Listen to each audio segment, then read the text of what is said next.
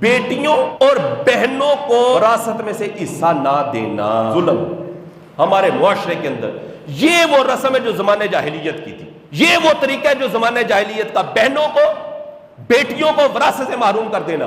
بیٹیوں کو کیا کہا جاتا ہے؟ کہا جاتا ہے تسی نا اپنے بھراواں نوں نا اپنا حصہ معاف کر دیو، تسی چھڈ دیو۔ اب وہ جناب بہنیں بیچاری دیکھ رہی ہوتی ہیں، مجبور ہو جاتی ہیں، وہ کہتی ہیں اب ہم کیا کریں؟ بہنوں کو باقاعدہ طور پر ان سے مطالبہ کیا جاتا ہے اور ان کو ایگری کیا جا رہا ہوتا ہے کہ تم اپنے بھائیوں کو یہ حصہ چھوڑ دو۔ وہ کیوں چھوڑ دیں؟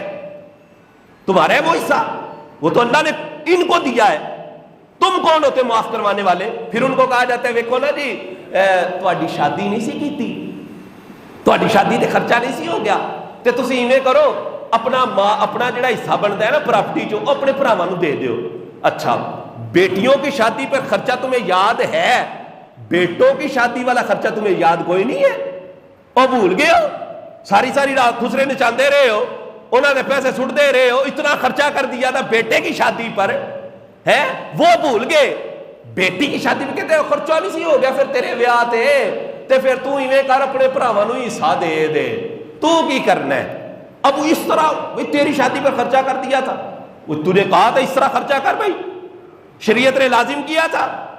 تو بیٹیوں کی شادی کا خرچہ تو یاد ہوتا ہے، بیٹوں کی شادی کا خرچہ نہیں یاد کہ ان کی شادی پر کتنا خرچہ کیا تھا۔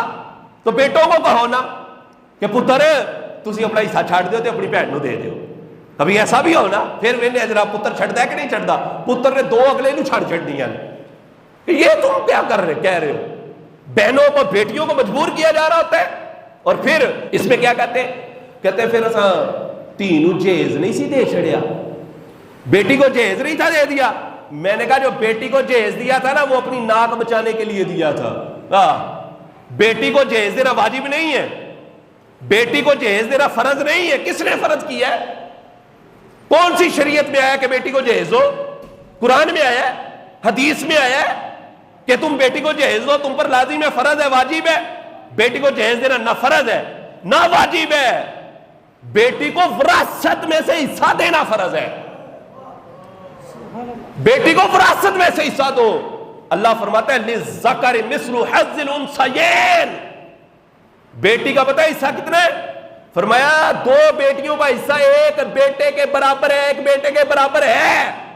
جہیز دینا واجب نہیں ہے، جہیز جو ہم لوگ دیتے ہیں ہم نے اپنی رسم بنا لی ہے۔ وہ جی برادری پھر کی آکھے گی تینوں کی دیتا نے، پھر بندے میں اپنی تینوں جناب فریج بھی لے کے دیتی تھی، جناب اے سی بھی دیتا، بڑا فرنیچر دیتا ہے، بڑا سامان دیتا ہے، میں اپنی نک بچان واسطے دیتے ہی۔ وراثت میں سے حصہ دینا، پھر پتہ چلے گا تجھے۔ وراثت میں سے حصہ دے، لگانا اپنی پراپرٹی کا حساب، لگانا اپنے مال کا حساب، اور پھر بیٹیوں کو حصہ دے جو ان کا حق ہے، جو اللہ نے تم پر فرض کیا ہے۔